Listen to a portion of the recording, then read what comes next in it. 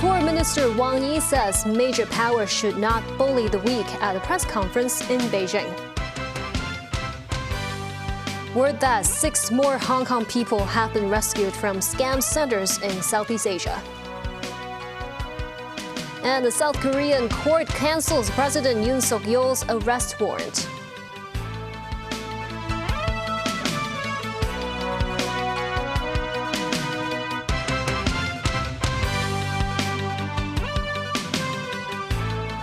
Good evening, and thank you for joining us. Foreign Minister Wang Yi slammed the United States for taking a double-faced approach towards China, suppressing it while saying it wishes to develop good relations with Beijing. He also said at a press conference on the sidelines of the annual meeting of the National People's Congress that major powers should not seek to profit from and bully the weak. Here are the key takeaways from the event. Sino-U.S. ties remain the spotlight of the day as Foreign Minister Wang Yi spoke at a press conference laying out Beijing's foreign policy direction. When asked whether Donald Trump's America First policies and the U.S. withdrawal from multiple international organizations might have done China a favor. In a veiled reference to Washington, Wang Yi said if every country emphasizes its own national priority and is obsessed with strength and status, the world will regress to the law of the jungle in which international cooperation is undermined while small and weak countries bear the brunt. It should not put selfish interests before principles, still less wield its power to bully the weak. A saying in the West goes, there are no eternal friends, only permanent interests. But we in China believe that friends should be permanent, and we should pursue common interests. Wang said China's efforts to help the U.S. contain its fentanyl crisis have been met with punitive tariffs. No country should fantasize that it can suppress China and maintain good relations with China at the same time. Such two-faced acts are not good for the stability of bilateral relations. He said the U.S. should review what results they've reaped from tariff wars over the years, including trade, manufacturing competitiveness, inflation, and people's livelihood. On the rise of Chinese AI companies, including DeepSeek, Wang said science and technology should not be reduced to tools of competition, and such principles should apply to aerospace science and chip manufacturing as well. But Wang said where there is a blockade, there is a breakthrough, and where there is suppression, there is innovation, while alluding to the defiant spirit embodied in the titular character in Chinese animation blockbuster Naja. Foreign Minister Wang Yi also announced that the telecom fraud zones in northern Myanmar near China's border have been completely cleared. He said authorities are taking their next step in cracking down scam centers along the Thai-Myanmar border. On the Ukraine crisis, Wang said China welcomes and supports peace and it is pleased to see all parties come back to the table. He also elaborated on Beijing's position on issues such as Gaza, the South China Sea and Taiwan. Danny Zhou has more. Foreign Minister Wang Yi briefed the press about the government's latest achievement in combating online gambling and telecom fraud, which he says matters of grave concern. China has rescued over 10,000 citizens from high-risk regions in 2024, he said, adding that China, Thailand, Myanmar and Laos are working in a joint operation to crack down on scam centers along the Thai-Myanmar border region. The mission is to sever the black hand preying on the people and eradicate the cancer of cyber scams. Wang further said the Foreign Ministry will establish an international cooperation platform this year and enhance security cooperation with countries participating in the Belt and Road Initiative along the Mekong River. As for the recent negotiations between US and Russia to end the protracted Russia-Ukraine war, Wang made it clear that China wants to achieve a fair, lasting and binding peace deal acceptable to all parties. The Ukraine crisis has been dragging on for over 3 years. In hindsight, the tragedy could have been avoided. All parties should learn something from the crisis. He said a mature, resilient and stable China-Russia relationship will remain unchanged no matter how the external landscape evolves. Rejecting Washington's bid to take over Gaza and relocate Palestinians, Wang affirmed China's support for the two-state solution and said changing Gaza's status by force will not bring peace but inflict further chaos. He called for efforts to achieve a comprehensive and permanent ceasefire in the region under the principle of the Palestinians governing Palestine. In response to a question on the South China Sea, Wang said the Philippines' moves to create frictions are merely shadow plays to smear China with a screenplay written by external forces. He noted infringement and provocation will backfire, and those acting as others' chess pieces are bound to be discarded. He also expressed opposition to Washington's deployment of mid-range missile system in the Philippines and Japan, saying Asia should be a place of global cooperation rather than major power rivalry. Years have passed since the U.S. released its Indo-Pacific strategy, but what has it done for regional countries? Nothing, except for stirring up troubles and creating disputes. Meanwhile, Wang warned Japan to stop working in the shadow with the so-called Taiwan independent forces and stressed the One China principle is the political foundation for Sino-Japan relations. Stop the propaganda that a Taiwan emergency is a Japanese emergency. As this year marks the 80th anniversary of the recovery of Taiwan, Wang said China's reunification is unstoppable. Danny Zhou, TVB News. 6 more Hong Kong people were rescued after being lured to Southeast Asia and illegally detained there. They are expected to return to Hong Kong at 10 p.m. tonight. After returning from Thailand, Secretary for Security Chris Tang said 3 men and 3 women from Hong Kong aged between 29 and 44 have been freed after being illegally detained for 5 to 7 months.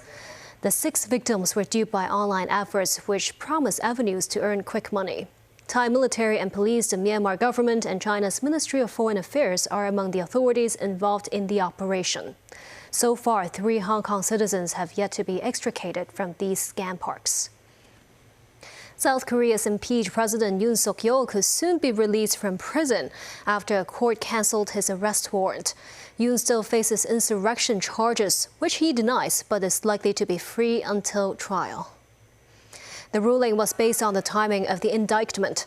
The court decided it was questionable whether it came after Yoon's initial detention period had expired. The Seoul Central District Court says that raises questions about the legality of the investigation process. The prosecution can appeal, but if they fail, Yoon will be released. The ruling does not dismiss the criminal investigation that led to the president's arrest on January 15th. This is separate from his impeachment, which is still pending before the Constitutional Court. Both cases were triggered by Yoon's declaration of martial law on December 3rd, which saw protests and lasted only 6 hours. All EU leaders have backed plans to increase defense spending and, with the exception of Hungary, to continue to stand by Ukraine. This summit came as Donald Trump appears to be reversing U.S. policies that have traditionally supported Europe. David Garrett reports. I think today history is being written. EU Commission President Ursula von der Leyen had been in meetings with EU leaders and Ukraine's President Zelensky. Von der Leyen outlining how all member states agreed to free up money to boost defence spending amid the threat of Russia.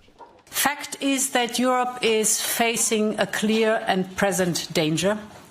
And this is why I presented the Rearm Europe plan today to the leaders. A plan to give Europe the military capability that it needs to face today's threats. It could mobilize up to 800 billion euros, and it is about taking more responsibility on our shoulders for our own security because the urgency is real. As Zelensky met more leaders, there is concern that Russia, emboldened by the war in Ukraine, could attack an EU country. All 27 members agreed to call on their ministers to examine proposals to beef up military spending.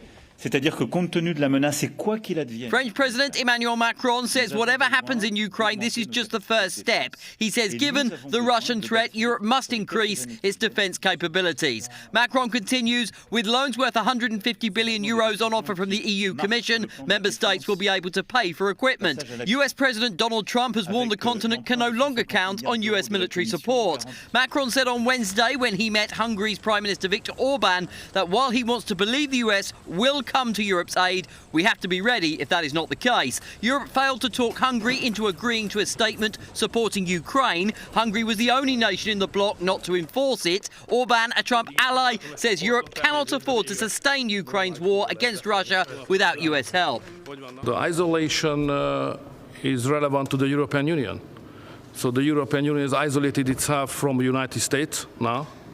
isolated himself from China because of the trade war, and isolated himself from Russia because of the sanction policy. So if somebody is isolated here, is the European Union as such. Hungary has a good relation to all three directions.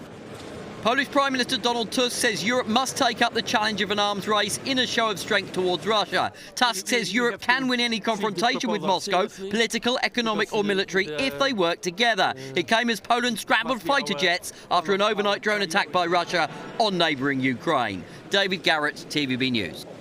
US President Donald Trump has suspended tariffs of 25% he imposed on most goods from Canada and Mexico. His latest swivel in a chaotic trade policy that has roiled markets. The exemptions expire on April the 2nd, when Trump said he would impose a global regime of reciprocal tariffs on all U.S. trading partners. Nasri Karim has more. Another signature on another executive order for another shift in tariffs. U.S. President Donald Trump on Thursday postponed 25% tariffs on many imports from Mexico and some imports from Canada for a month. His latest executive order is bringing more confusion than clarity to markets amid widespread fears of the economic fallout from a broader trade war. Trump, who still plans to impose reciprocal tariffs on April 2nd, was asked why the markets are spooked. Well, a lot of them are globalist countries and companies that won't be doing as well because we're taking back things that have been taken from us many years ago. We've been treated very unfairly as a country. We protect everybody. We do everything for all these countries, and a lot of these are globalist in nature. Mexican President Claudia Sheinbaum welcomed the pause, with imports from her country that comply with the 2020 Trade Pact excluded from the 25% tariffs for a month. Imports from Canada, especially autos and auto parts that comply with the trade deal, will also avoid the 25% tariffs for a month. Trump called the move a short-term modification to avoid hurting American car companies. U.S. Treasury Secretary Scott Bessent appeared to double down on Trump's warning that the enactment of new tariffs may cause disruptions, though he said he's not worried about inflation. Meanwhile, the U.S. is looking to charge fees for docking at U.S. ports on any ship that is part of a fleet that includes Chinese-built or Chinese-flagged vessels. Washington will also push allies to do the same or face retaliation. The aim is to revive U.S. shipbuilding and weaken China's grip on the global shipping industry. China's shipbuilding industry has surpassed Japan and South Korea, with U.S. shipbuilders accounting for a small part of industry output. Nasri Karim, TVB News. President Trump says he will probably extend the sale deadline for Chinese-owned TikTok. TikTok's parent company ByteDance has been given until April 5th to find a buyer after a law was passed in January banning TikTok over security fears.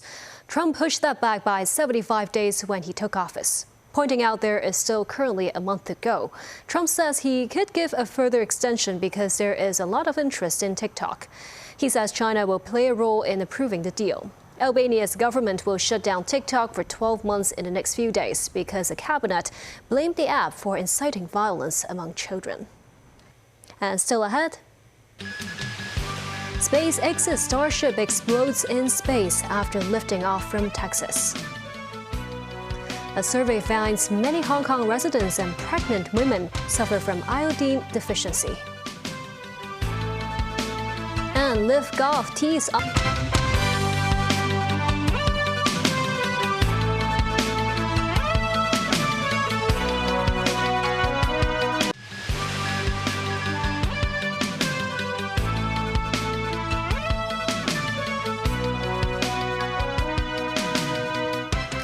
Welcome back. SpaceX's massive Starship spacecraft exploded in space on Thursday, minutes after lifting off from Texas. This prompted the Federal Aviation Administration to halt air traffic in parts of Florida. Several videos on social media showed fiery debris streaking through the dust skies near South Florida and the Bahamas after Starship broke up in space shortly after it began to spin uncontrollably with its engines cut off.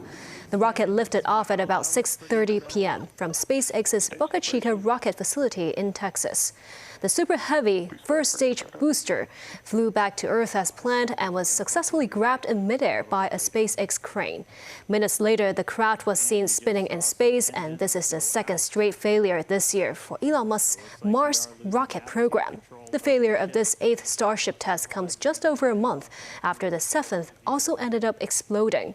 The 123-meter rocket system is central to Musk's plan to send humans to Mars as soon as the turn of the decade.